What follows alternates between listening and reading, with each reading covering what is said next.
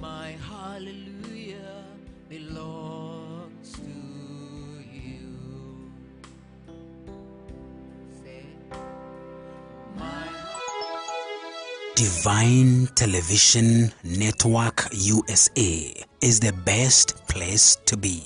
We inspire, empower, and educate. We build and nurture community and transform our world by ministering to the needs of all people, bringing healing and wholeness to the hurting and heartbroken through the love of Christ. Divine Television Network USA, a place of hope.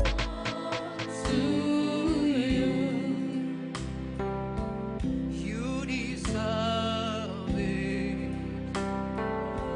You deserve it. Jesus, my King, You deserve it. you You deserve it. deserve it. You deserve it. You deserve it. You deserve it. You deserve it. You deserve it. You deserve. You deserve it. You deserve it. You deserve it. You deserve. You deserve it. You deserve it.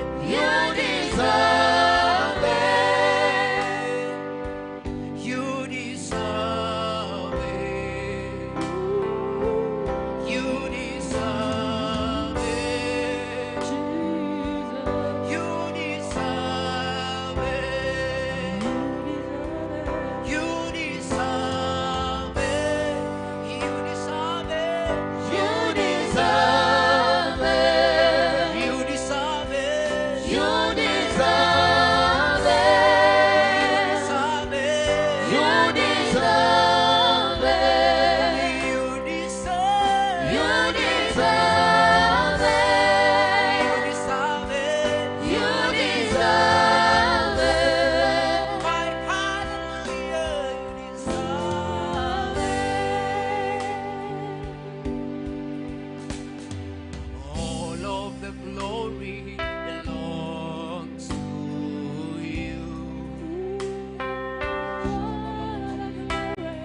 All of the glory belongs to you. All of the glory, say. All of the glory belongs to you. All of the glory. All of the glory belongs to you. All of the glory.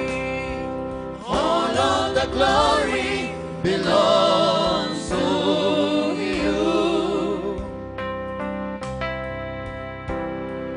All of the glory belongs to you. You deserve it. Say, you deserve it. You deserve. You deserve it. You deserve. You deserve it. You deserve. You deserve it.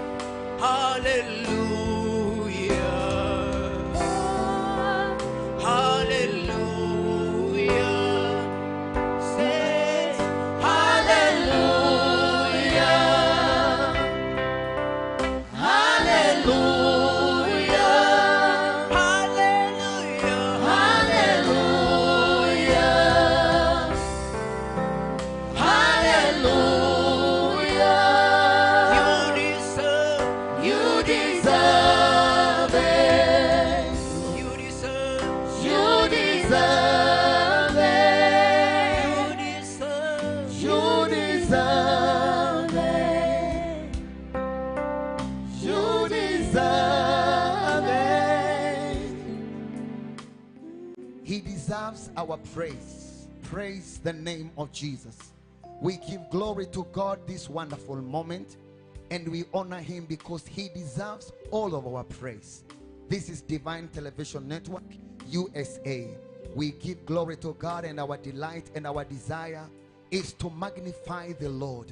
It is to exalt him, because we have come to understand that without him we cannot be able. Therefore, I want to appeal to everyone that can be able to reach out on your family, reach out on your friends, that they can be able to tune in. You can text someone, you can share this a message to someone to be able to be part and parcel of what the Lord is doing. As we worship the Lord, I believe that God will minister to you in a big way. As you worship the Lord, there will be things, there are things that God will do that are beyond your ability to comprehend, because he is a mighty God. He deserves all our worship. If there is one thing that God cannot do for himself, and that is what we have been repeating over and over again, is that God cannot worship himself.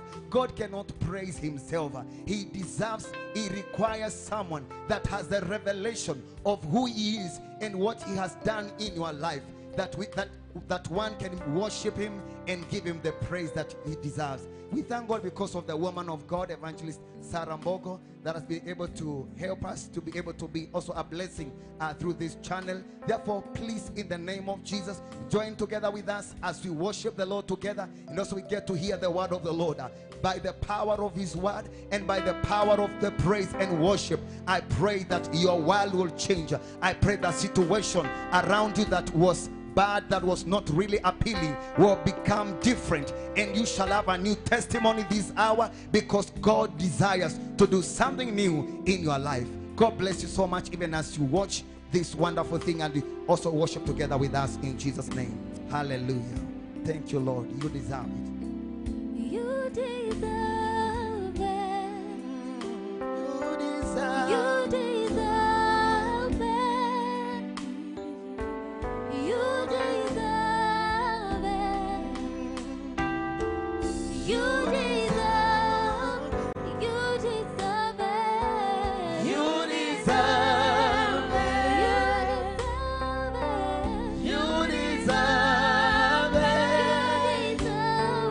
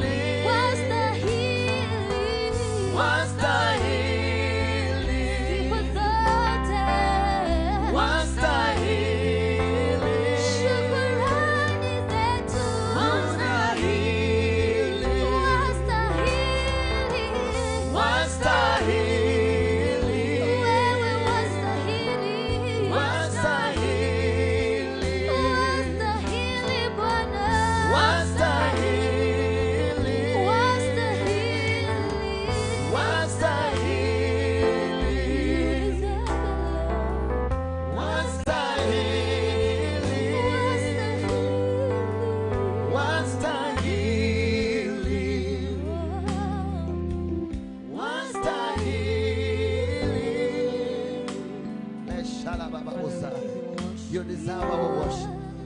You deserve our praise. You deserve honor, Lord.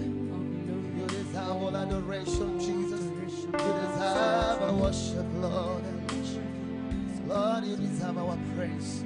Let's shalababosa. We bless you, Lord. Umefanya mengi Bwana,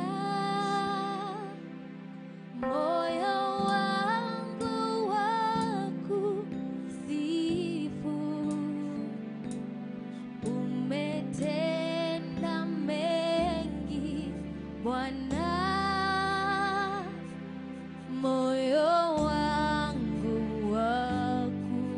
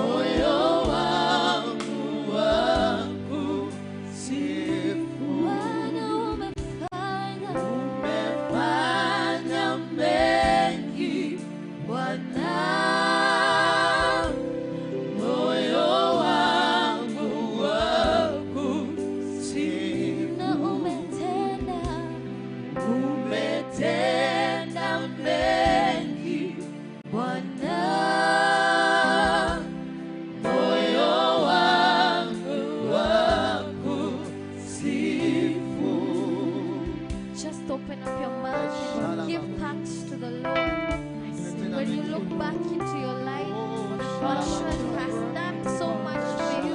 For your grace, And you have every reason to thank for your mercy that has been new so much every single day. and we praise your I name. have a reason, You've Lord, to done just so say much thank you for us. to bless You have done so well. much in our to lives. You exalt have your done my name. soul well. And your hearts You are have blessed overflowing all with praise that and you have honor. done. You And gave, Oh, adoration. you gave the best for us. Those things that we have Give you that my done heart glory. and rejoices, Lord we God, have in the seen actions demonstrated in our lives. in your Yahweh, you're the goodness, miracle in your worker. You deserve all our In your praise. grace, You deserve all our adoration. We give you In the name of praise and glory. Jesus. There is We no adore other God you. beside you. Thank you, Lord. You continue alone are to worthy. do. You You alone are continue Thank you for to the blood bring of things. and we will You praise Thank you your for the name. finished work of the We cross. will lift your Thank you for your loving kindness. Yes, my soul Better than life, oh God. We give you praise and glory. Oh, let's shut up. We adore you, Lord. You're such a great God. Such a wonderful God. We honor you, Jesus. Thank you, Holy Spirit of the living God. Thank you, Jesus. We recognize your grace. We recognize your love. We recognize that it's all about you, Jesus. It's all about you, Jesus. It's all about your love. It's all about your grace. It's all about your favor. It's all about your connection. It's about you, Jesus. It has always been about. It has always been about you, Jesus. We lift up your name on high. We lift up the name of Jesus. Thank you, Lord. Hallelujah. Wewe ni Baba, wewe ni Mungu, unayafanya maajabu, unasimama na neno lako. Wewe ni Baba, wewe ni Mungu, wewe ni Baba, Wewe ni Baba, wewe ni Mungu, unayetunza maagano, unasimama na neno lako. Wewe ni Mungu, wewe ni Baba. wewe ni Baba, Wewe ni Baba, wewe ni Mungu, wewe ni Mungu, unayetunza maagano. unayetunza maagano, Unasimama unasimama na neno lako. wewe ni Baba, Wewe ni Baba, wewe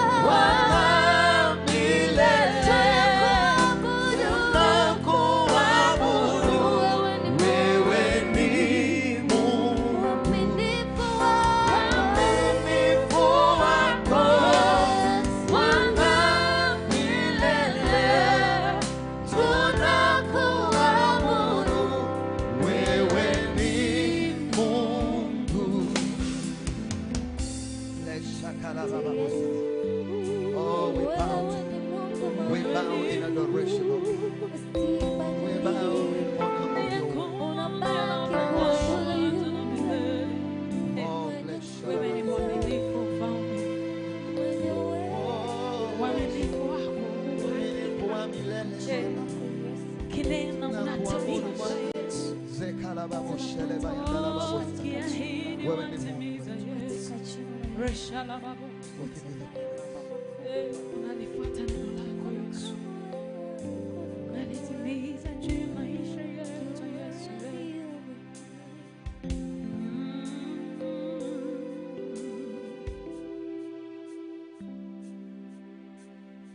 Nasema asante kwa Mungu wangu, nasema asante kwa wema wako, kwa maana fadhili zako zadumu milele na milele. Amina. Nasema asante kwa Mungu wangu, nasema asante kwa wema wako, kwa maana fadhili zako zadumu milele na milele. Amina. Sema asante.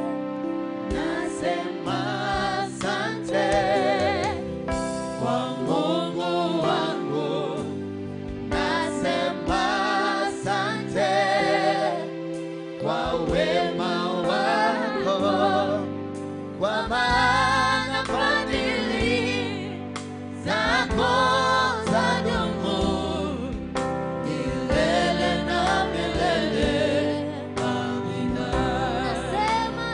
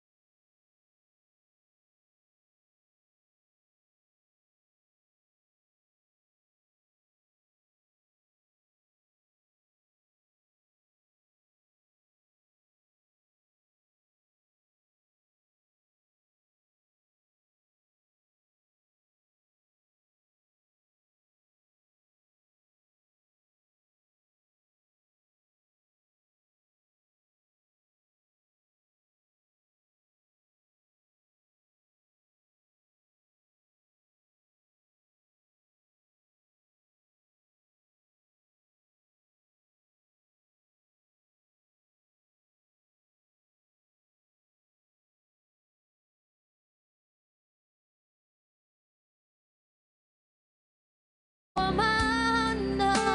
maana fadhili zako zadumu milele na milele. Amina. let's give a shout to the Lord. Hallelujah. Thank you, Jesus. We give you praise. We Hallelujah. say thank you, Lord. Hallelujah. Thank you, Jesus. Thank you, Jesus. We want to take some time and just praise the Lord. Today we decided to just give thanks. Amen. Hallelujah.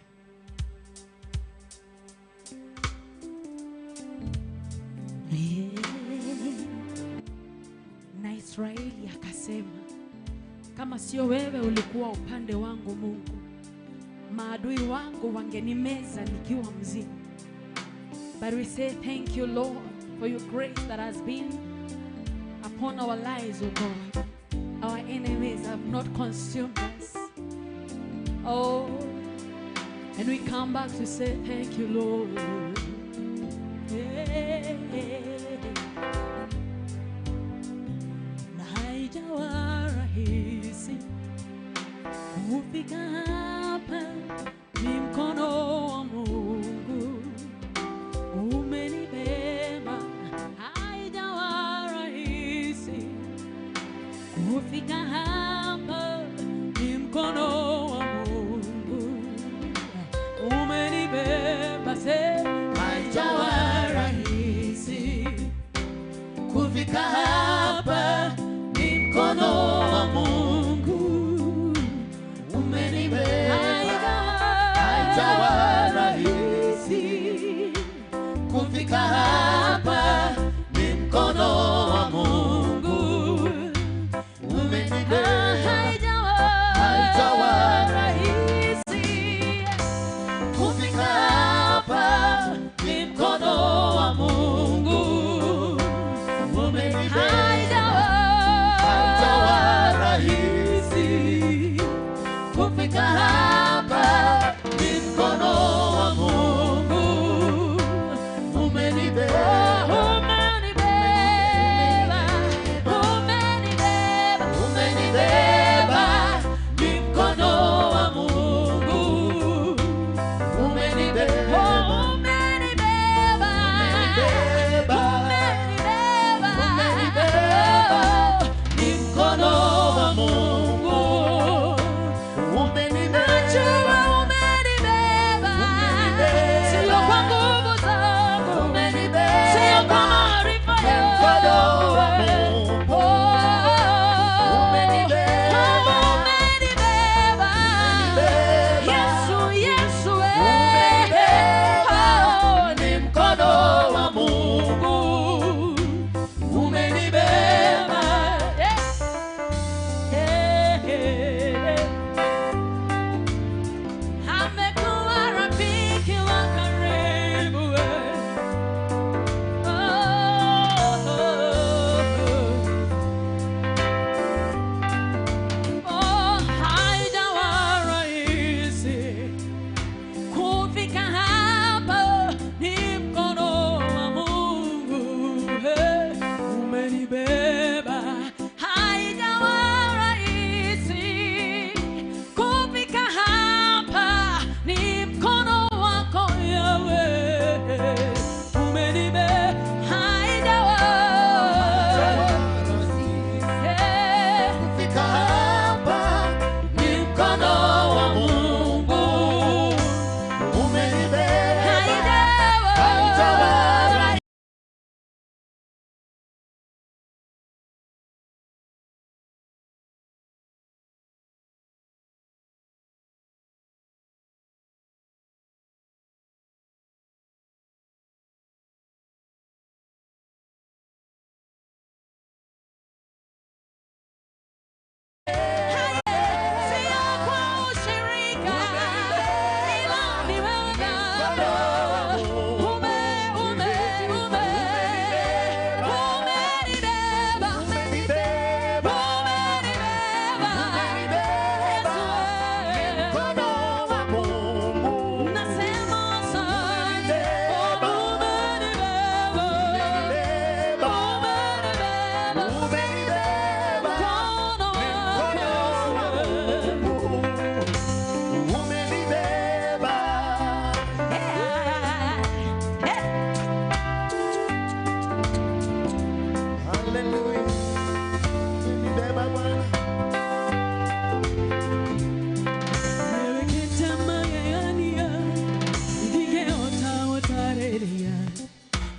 Hota, hota,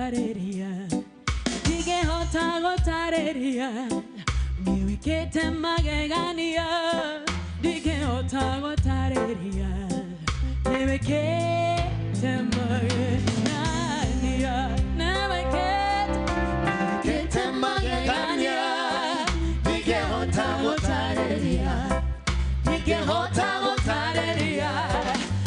hota, hota, niwekete magegania ningehota gũtarĩria Yesu niwekete magegania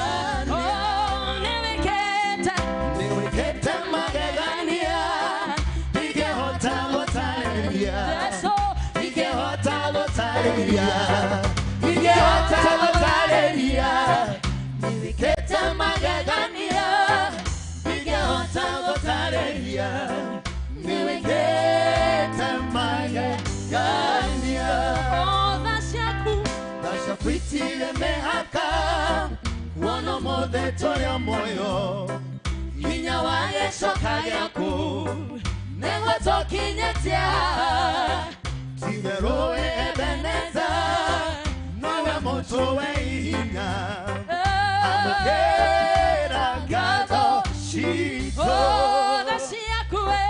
Dashakwitire mehaka wono mothe toria moyo hinya wa Yecoka gĩaku nĩguo tũkinyĩtia tigerowe Ebeneza nowe mũtũ we hinya amũkĩra ngatho citũ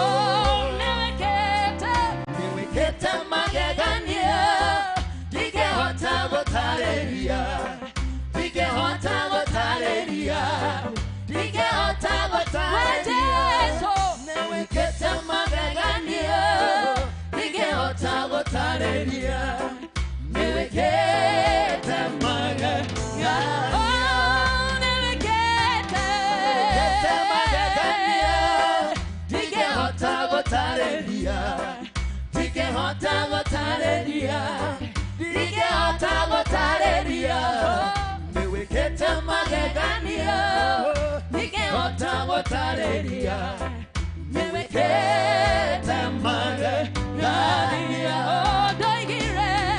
waigire mĩaka ya thĩna yathira nĩũgatũrona mũrori wa Isiraeli ndũrĩ waĩtwo nĩ toro twagũkaĩire ũgĩtũigua ũgĩgĩtwĩka wega amũkĩra ngatho citũ waigire mĩaka ya thĩna yathira nĩũgatũrora mũrori wa Isiraeli ndũrĩ waĩtwo nĩ toro twagũkaĩire ũgĩtũigua ũgĩgĩtwĩka wega amũkĩra ngatho citũ niwekete magegania ndingĩhota gũtarĩria ndingĩhota gũtarĩria ndingĩhota gũtarĩria niwekete magegania ndingĩhota gũtarĩria niwekete magegania niwekete magegania ndingĩhota gũtarĩria ndingĩhota gũtarĩria ndingĩhota gũtarĩria niwekete magegania ndingĩhota gũtarĩria niwekete magegania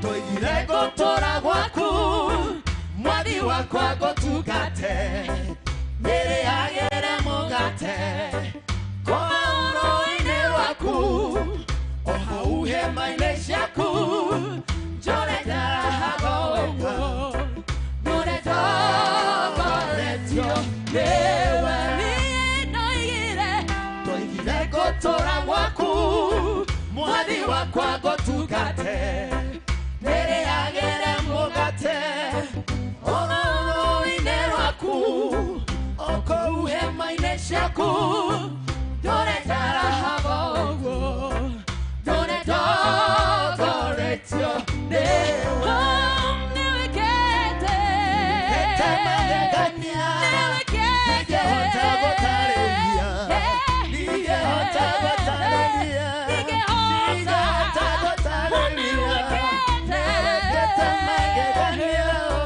ndingĩhota gũtarĩria niwekete magegania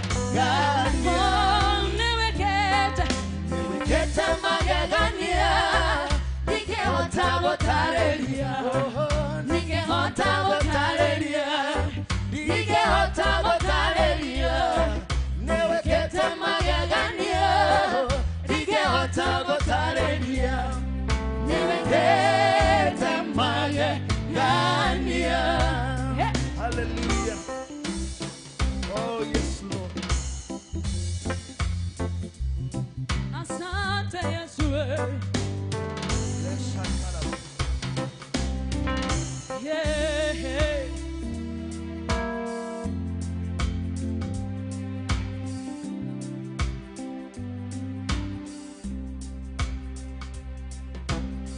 Nimeona wema wako, nimeona fadhili zako we Baba, nasema asante.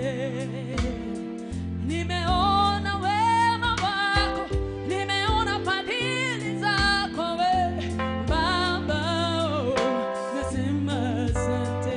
Nimeona wema wako, nimeona fadhili zako we asante. Nasema asante. Asante. Asante. Wewe ni mwema. Asante. Asante. Nasema asante.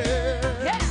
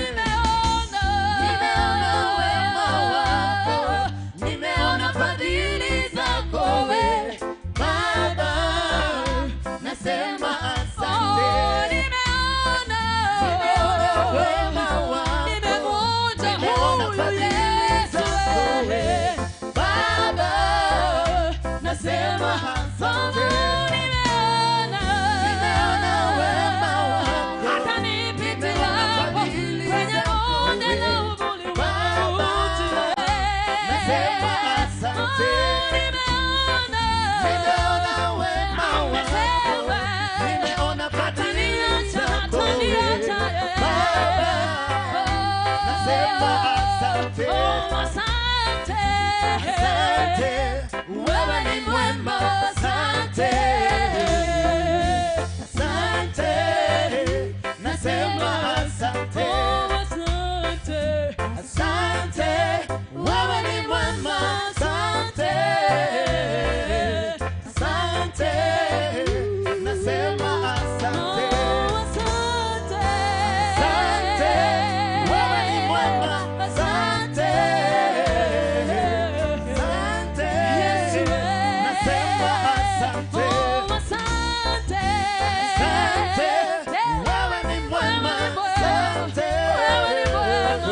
Asante. Nasema asante. Asante. Wewe ni mwema. Asante. Asante. Nasema asante. Asante. Wewe ni mwema. Asante. Asante. Nasema asante. Asante kwa wema wako na fadhili zako Yesu, nashukuru. Asante kwa wema wako na fadhili zako, nashukuru. Asante. Asante kwa wema wako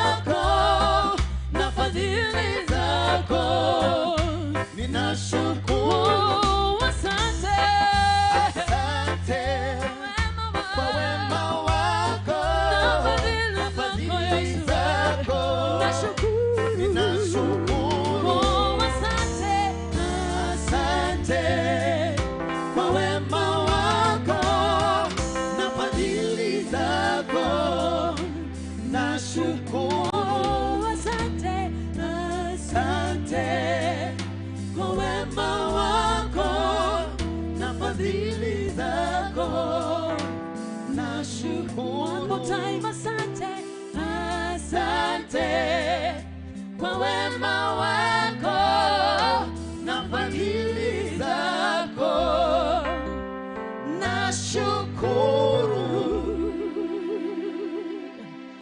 Hallelujah. Let's do one more praise song. Hallelujah. Thank you, Jesus. See how God has been good to us. We can't tire of just saying thank you, Lord, for the gift of life, for good health. Yeah. Yeah.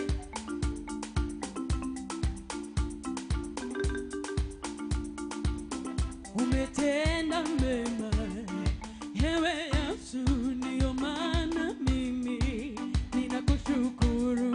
Umetenda mema, ewe Baba, ndio maana mimi nakushukuru. Umetenda mema, ewe Yesu, ndio maana mimi ninakushukuru. Umetenda mema, ewe Yesu, ndio maana mimi ninakushukuru. Umetenda mema, ewe Yesu, ndio maana mimi ninakushukuru. Umetenda mema, ewe Yahweh, ndio maana leo tunakuinua. Umetenda mema, ewe Mungu, ndio maana sisi tunakuinua. Umetenda mema, ewe Yesu, ndio maana sisi ninakutukuza. Umetenda mema, ewe Yesu, ndio maana mimi ninakutukuza. Nalitukuza jina lako Baba. Baba. Ninakutukuza. Nalitukuza jina lako Yahweh. Baba. Twalitukuza jina lako Yesu. Yesu. Twaliabudu jina lako Yahweh. Jina lenye majina yote. Twaliabudu jina lako Yahweh. Jina lililo na nguvu zote. Twaliabudu jina lako. Kwa jina lako twakombolewa. Twaliinua jina lako Yahweh. Zaidi ya majina yote. Twaliinua jina lako Yahweh. Zaidi na zaidi na zaidi. Twaliinua jina lako Yahweh.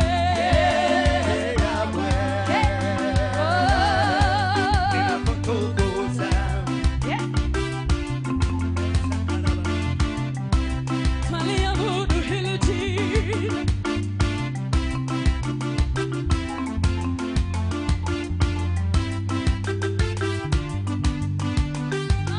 Twaliabudu jina lako Yahweh. Astahili kuabudiwa. Twaliabudu jina lako. Jina lenye nguvu, jina lenye mamlaka. Jina, jina, jina, jina.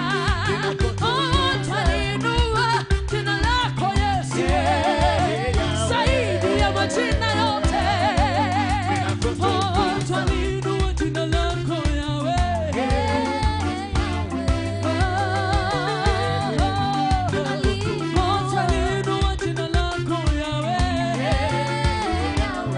Limeinuliwa. Twaliinua jina lako Yahweh. Tunakutukuza. Hallelujah. Hallelujah. We give glory to God for this wonderful time. He is such a wonderful God. We have a responsibility to praise the name of the Lord. We have a reason to praise his name. I want us, before we hear the word of the Lord, I just want If you have any need, you can be able to be sending through that platform, or you have someone that you know that he's going through a situation that you'd want us to pray with them after we're done with this preaching. I pray that you may be able to forward that need to through that platform, and you'll be able to pray with those people in the name of Jesus. Because the business that Jesus has sent us to do, it is that wherever he went doing good. And I believe that even this hour, the Lord is in the business of doing good in someone's life, because he is a faithful God. And as you have heard in our praising today, in the worshiping the Lord, today we wanted just to reflect on the faithfulness of God and just get back and just give him praise. We just realized that he has been so good to us. That's a very good and an important gesture in life. You know, I don't know how many people you have ever done good in your life, and probably they have never gotten back to you. Well, at times we say in like in Africa, we say you do good and you just move on. But at times it is important when you do something good to someone, or someone has done something good to you. It is important for you to get back to them and say thank you. That saying thank you, it is a sign that you really recognize that they did something good to you. You recognize that whatever they did to you helped you in some way. Likewise, our God is delighted and happy, and there are great things that happen to the people that go back to give him the praise. I want us to read a text in the Bible concerning Thanksgiving. You know, some people probably set their particular time of the year, like a particular time that I will give thanks to God. January, maybe I'll give thanks to God in the month of June. I'll give thanks to God in the month of December. But it is important for us to build or to develop a culture of giving thanks to God at all times. Every time you wake up in the morning, when the Lord has been together with you throughout the night, it is important for you to recognize that it was not because you had a nice house, a secure house. It's not because you had a secure place, or maybe everything is okay with you, or your body is very well. When you wake up in the morning, it is important for you to tell the Lord, thank you. I know it is you that kept me throughout the night. You know, that one, it is a great thing. You know, Thanksgiving, it is powerful in itself. I want us to read a text in the book of the Gospel of Luke, chapter number 17, verses 12. I begin verse 12 through 19. It is a portion of scripture that is so much conversant to many of us, especially concerning the matter giving thanks to God. The Bible says, and I read, and as he entered into a certain village, there met him 10 men that were lepers, which stood afar off.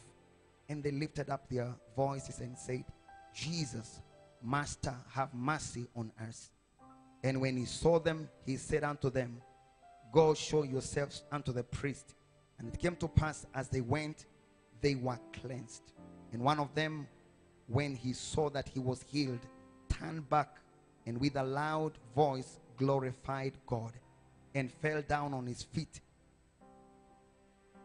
at his feet, giving him thanks. And he was a Samaritan. Verse 17 says, and Jesus answering said, were there not 10 cleansed? But where are the 9? There are not found that return to give glory to God, save this stranger. And he said unto him, arise, go thy way, thy faith has made thee whole. It is a realization and a great revelation. We're living in the world, the Bible says one of the signs of the last days is that people will be lovers of money, proud, boastful. And one of the ingredients of the last days, or one of the signs of the last days, it says that people will be ungrateful to their parents, ungrateful to one another. I mean, boastful and feeling that where I am today, I have worked it out, or it is my power, it is my strength, it is my ability. That is what the Bible says that God rejects the proud, but he gives grace to the humble. Humility is that stopping at a particular juncture in your life and looking back, and surely when you reflect and be able to see that where you are and you attribute it to God. You know it is not because you are financially stable. It's not because your account was loaded. It's not because you had better connections. That it is not because of this or that. It is the grace of God. It is the hand of the Lord that has brought us, that has brought you here. And that is why in our worship today, we desire to give him praise. Because of his love for us, because of his faithfulness in our lives. The Bible says that Jesus entered into a particular city. The Gospel of Luke, Luke was a doctor. He hasn't given us what kind of a city it was. But regardless of which place, whether people recognize or give it a name, or it is in the village. But when you recognize and understand that God is together with you and God has brought you this far, it doesn't matter the village, it doesn't matter the level or the family you come from. He says that in a particular village that Jesus entered, there met him 10 lepers. And they knew, because Jesus had healed many people in that region. And they came to Jesus and lifted their voice and said, Master, heal us of these lepers. Have mercy upon us. Have mercy upon us. I want to tell you, friend, that unless God has mercy on you, you cannot be able to move from one place to another. It is not the power of money or the influence of things that keep us, but there is the mercies of God. You know, the mercies of God, it means we never deserved it. God have had mercy on us that we never deserved even some of the things he has done in our lives. The far you are right now, and even the far you intend to reach in your life, it is by the mercies of God. They said, have mercy upon us. They knew that he was the Savior. And the Bible says that Jesus didn't speak much to them and say that go show yourself to the priest, because it was the custom of because when you're leprous, the Bible says you were supposed to be locked outside the city.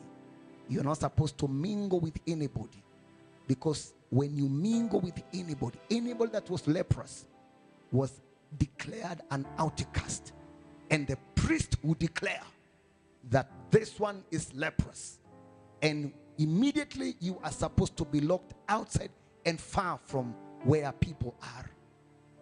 No fellowship, no mingling with people, nothing. That means isolation. He said, go show yourself to the priest. And these people, they made their way to the priest. But the Bible says something happened when they were on their way. And I imagine maybe while on the way, because the same priest is the one that declared that you are leprous. Maybe they had some issues with the priest. Maybe they were not comfortable. Maybe whether it was the same year or the same season that priest was in rulership or in duty to serve the Lord. That is the same priest that declared you are leprous and therefore you're supposed to be cast out. They were supposed not to appear before the priest empty-handed. And therefore, according to them, probably they had some issues, wondering, now we have to prepare something and go and show ourselves to the priest, because Jesus has said so. But the Bible says that while on the way, one of them recognized, because Jesus' word is very powerful. Jesus' word is powerful, able to change, able to transform a situation that even was worse. There was nothing as shameful as the people who had lepers, because as they moved, probably the toes and some of the body organs, they were falling off, because it used to affect the toes and probably the fingers. And therefore, even the walking and the making their haste to the priest, it wasn't very comfortable to them. But the Bible says that when they were, one of them recognized that he was healed. The Bible says he turned back and came to where Jesus was. It is so amazing that he had to stop that moving ahead because his life, something great had happened. And he said, I cannot hold to myself. I have to go to the Savior. I have to go back to him. And even before I go to the priest, I have to show myself to Jesus and tell him thank you that you have healed me. The Bible says when he came to Jesus, he fell down at the feet of Jesus. When you recognize the things that God has done in your life, Bible says it is that moment that you are supposed to put worship in your lips and upon your feet and give him a dance. It is upon realizing that God has opened a particular door. Some of us who are believing God to open particular doors in our lives. You are believing God probably the beginning of this year that, oh Lord, may you heal my child. Lord, do this to me. Lord, I'm trusting you for this job. I'm trusting you for this business. But when the Lord does it, many people forget. This man said, no, I will go back. And the Bible says he fell down at the feet of Jesus. That is a sign of worship. That I recognize by the words you spoke, I have been made whole. And Jesus said to this one, answering and said, were there not 10 that were healed? Where are the 9? That response of Jesus makes me to know that God expects us to come back and give him worship. God expects us to come and register our appreciation to the Lord. God expects you, even in what you may call little. When you become grateful, even in the little doors that God opened for you, he will be faithful enough to open even greater doors. If you become faithful in giving God praise in the small things that someone may call small, but it is not small. When you thank God because of a particular door, regardless of how tiny that door seems to be, when you become faithful with the little, God will entrust you with much. And the Bible says that he that is unjust with little, he will be unjust even with much. You know, you will tell me that the unjust and the unfaithfulness is probably on financial matters and probably in terms of accountability. But even the accountability that God has done you well, it is our prerogative. It is our responsibility to come before him and give him praise. Jesus said, where are the 9? I don't know whether I'm speaking to the 1 or to the 9. But if you are the one that realizes that whatever thing that God has done for you, I will go back to Jesus. I'll go back to the Lord. I will recognize that it was not my wisdom. It was not because I was so smart. You know, the highest level of pride is when you think that the things happening in your life are because you are so connected and you're so powerful. We ain't powerful. He is mighty. Unless the Lord watch over a city, the Bible says the watchman do stay awake in vain. So unless the Lord watch over our lives, the far we are, it has taken the hand of the Lord. Unless the Lord build a house, the builders do so in vain. The things that God has built in your life, the family he has given you, the house and the business and the stuff he has given you, come back and give him praise. If you haven't been doing that, I want to challenge you this hour, because the Bible says that when this one came to give praise and thanks to God, and Jesus was really concerned and said, there were not found anyone to give thanks except this stranger. That one was a Canaanite. I believe the 9 were of the household of Jews. But because they had lightly esteemed the Messiah, they just moved forward. They just went their way, probably meditating how they're gonna meet the priest and maybe give their offering and just move their way. After all, they are well. Their bodies, the ligaments of the body are fine. They can be able to continue their business. It is not business as usual. Let's not be ungrateful. Ungrateful children to their father, they don't receive much from the Lord. But when you become a child of God that is full of gratitude, there are great things happen to you. Jesus said, and because of that, he said unto him, arise. I believe that arising was an opening and a new season, and a dawning of a new moment for this man. It's amazing that the people that probably seem to be far away from God are the people that at times recognize that it is the hand of the Lord involved. Corona was here with us, the 2 years that are gone, 2020 and 2021. That the fact that you are alive today and well and kicking and doing good, probably together with your family, it is not because that you are well protected by the sanitizer and the putting on of the mask and the vaccinations and that your health was really good. We have nothing to brag about. If there is anything we can brag about, it is because the Lord has been faithful to us. It is because God has been good to us. He said, arise. Arise, thy faith has made thee whole. There is a level of being made whole. There is a level of completeness.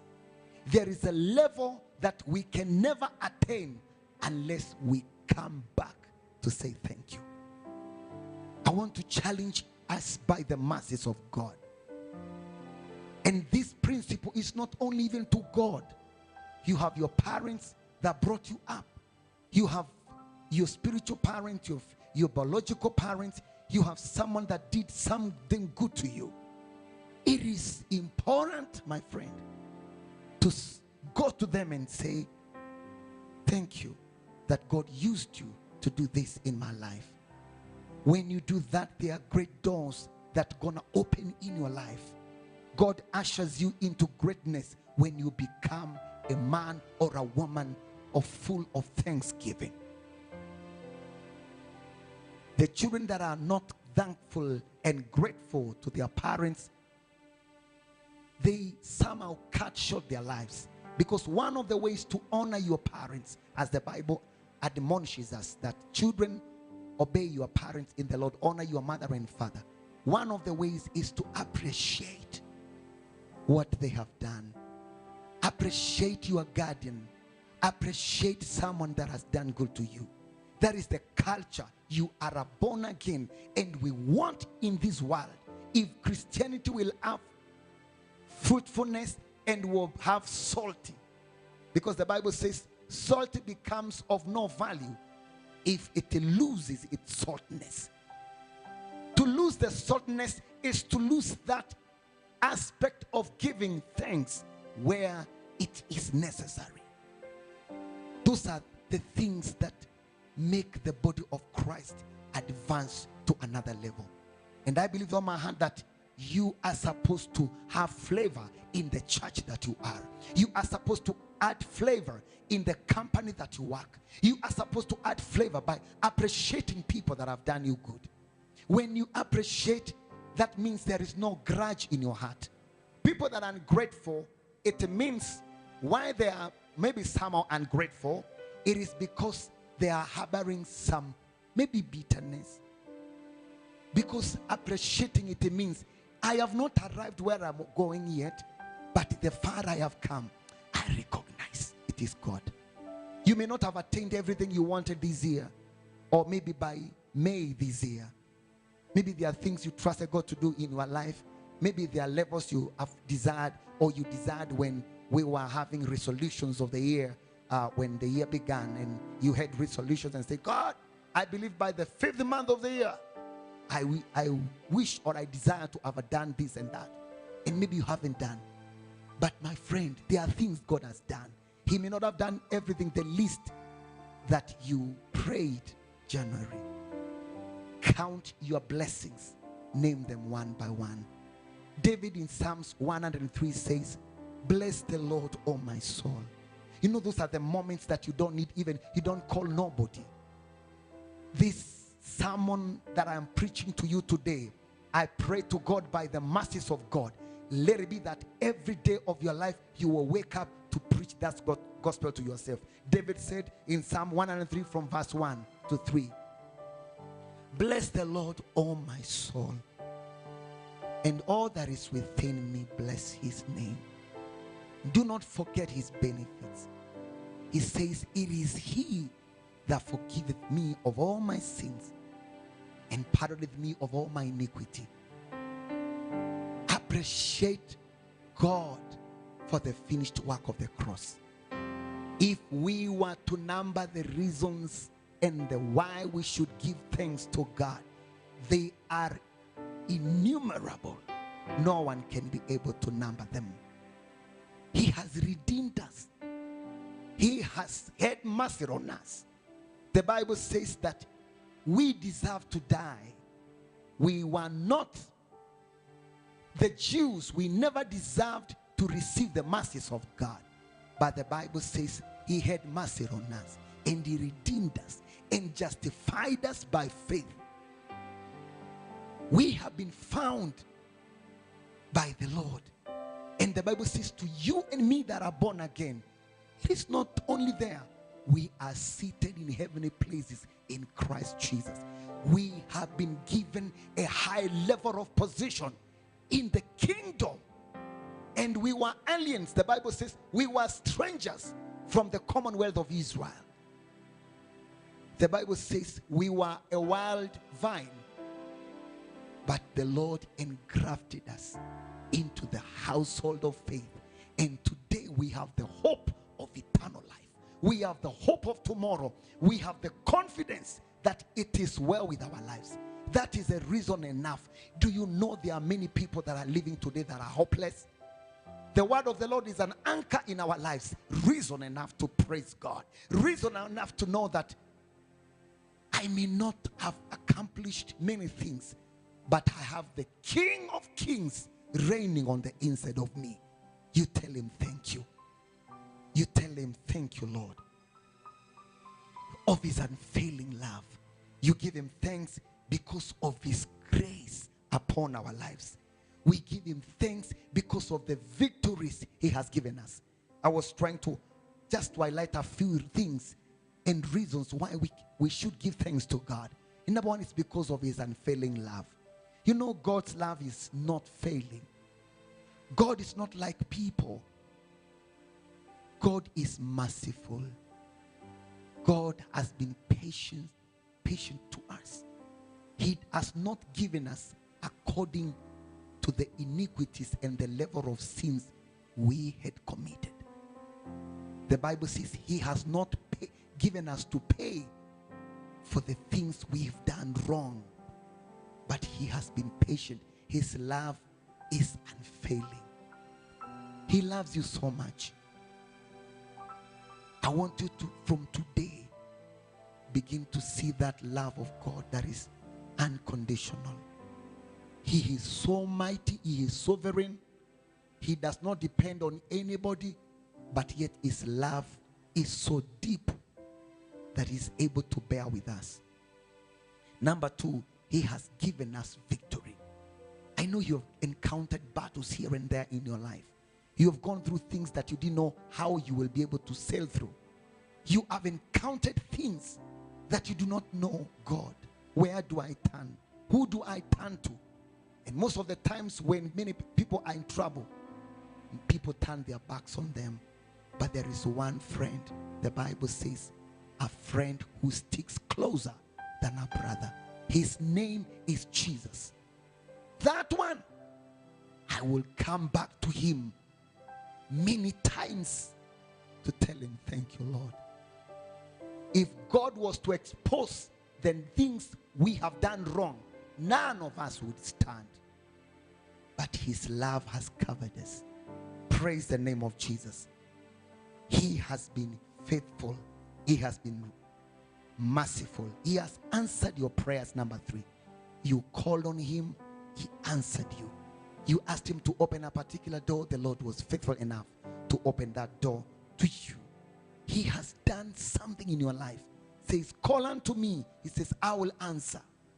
This is the CEO of the universe saying, I commit myself that when you call me, I will answer. And you bear me witness that the Lord has answered many things. You know, many times people that are ungrateful, they measure on the things that God has not done for them.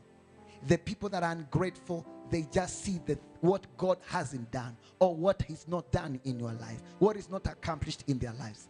But we must be the kind of people that choose to see what the Lord has done, and not only seeing, not only recognizing, but coming and just falling at the feet of Jesus and just worshiping him, telling him, God, I give you glory, I give you praise, I give you honor, because you have been faithful. He has qualified us. The Bible says that we may be able to share in the inheritance. That is the book of Colossians chapter 1 verse 12 for them, those that are writing. He has qualified us. We never qualified to be part of God's children. But because we believed in him, the Bible says he has made us to qualify to be part of God's big family. Friend, can you count the things that God has done in your life? I know there are many things. I know there are great things that God has done to you. And I want, as I pray for the people that need God to intervene in their lives for particular issues, maybe sickness, maybe some level of infirmity, maybe some level of failure that you have experienced, and the enemy was magnifying that situation and making your heart so bitter and ungrateful to God. The devil is a liar. I pray that the seed or the root of bitterness and the root of ungratefulness will not bear any fruit in your life, but you shall become a child of God that is full of gratitude, a child of God that often comes many times and give him glory. Be like that stranger, that Canaanite. You know, Jesus was preaching to the Jews, but this one was a stranger and he had a revelation. That's a great revelation that will cause you to become great, and that God intends to make you whole in your life. There are levels in your life that you're not complete, but as you come to give thanks to God, the Lord is bringing some level of completeness in your life in the mighty name of Jesus. I want to prophesy over your life, and I want to declare the word of the Lord over your life, that the things that the enemy was trying to whisper to you, that he hasn't been faithful, he hasn't done this. God is faithful and the devil is a liar. God is in the business of doing great things in your life. You have not seen anything yet. Even the things God has begun to do in your life, it is the beginning of the great and mighty miracles that God will do in your life if you keep believing and keep coming back to him and say, Lord, even for this one that people will say it's little, even for this little step I have made towards the things you promised me, because God is a faithful God, and whatever he promised, he is faithful. Even if it is a small fraction of his promise that has been fulfilled in your life, I want you in your heart right now, begin to just love the Lord. Begin to tell the Lord thank you. Tell the Lord sorry for many times that you complained. You know, the opposite of giving thanks to God, it is complaining. Your mouth cannot be able to do those two things. I mean, give thanks and complain at the same time. You are either giving praise to God, you are complaining, or maybe you are in your heart, you are so ungrateful and you cannot even speak it out. Don't be like the children of Israel, that when the Lord did so many things to them, Sometimes we cite examples to the children of Israel. God did this to them, gives them manna. The Lord opens the Red Sea for them. The Lord did this to them. And every moment they used murmur against God and against Moses. Remove murmuring out of your mouth. Remove complaining out of your mouth. Because God is not happy with you when you allow your system to register that God hasn't done when the Lord has been so good to you. When they murmured against God and against Moses, God was so mad with them. I don't want to get to that side, but he was so mad with them. And I tell you for sure, in the old covenant, the Lord destroyed them. God was not happy with them. The earth would open and swallow them because they were full of murmuring, they were full of complaining. They never understood the greatness of God and the privilege of having Yahweh guiding their lives. Do you recognize the place of God in your life? Are there things that God has helped you through in life? I pray that you become the high priest of your family in the name of Jesus. I want to pray with you right now in the name of Jesus. If there is any need that you may be having, I want you to mention that need, and I want to join my faith with you right now in the precious mighty name of Jesus. And I tell you for sure, God is faithful and faithful to his word. He is reliable, he is dependable, and we want to give him praise. Our Father, in the mighty name of Jesus, we give you honor and praise. Lord, we thank you. We desire and we choose to be like that one Canaanite. When you healed the 10 lepers, and this one came back to say thank you. He knew that Jesus meant something in his life. He knew that he was not just the carpenter's son. Help us, Lord, to realize and to recognize your position and your place in our lives, and to know that the things that have happened in our lives, the greatness and the promotions and the favor and the openings that have taken place in our lives, that it was not because we knew how to do things good, but it was because your hand was upon us. It is because your spirit guided our feet. We give you glory. We give you praise. Open up your mouth wherever you are right now and tell the Lord, thank you because of your goodness. Thank you, Lord.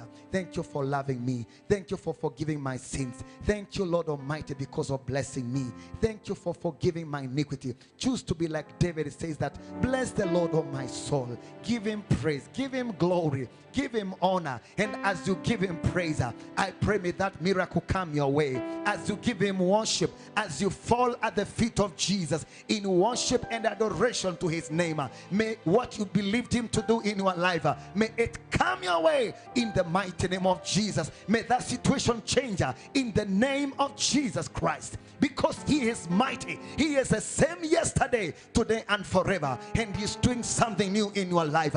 I declare by the word of the Lord, in the name of Jesus, anybody that came to give thanks, even when Jesus gave thanks, oh Lord, the Bible says there was multiplication. I pray for multiplication of miracles, signs and wonders upon the lives of every believer that is watching us right now. In the mighty name of Jesus, I pray that they will testify that he has done it, and they will come back to you, Lord, and glorify you and give you praise. We thank you, Lord, because you have loved us eternally. You have loved us without, Lord, meriting it to the things we have done. You have loved us, oh God Almighty, without, Lord, depending on our way of sight. We worship you and we give you praise. Thank you because of your people, God. Those that are sick, I declare they are healed.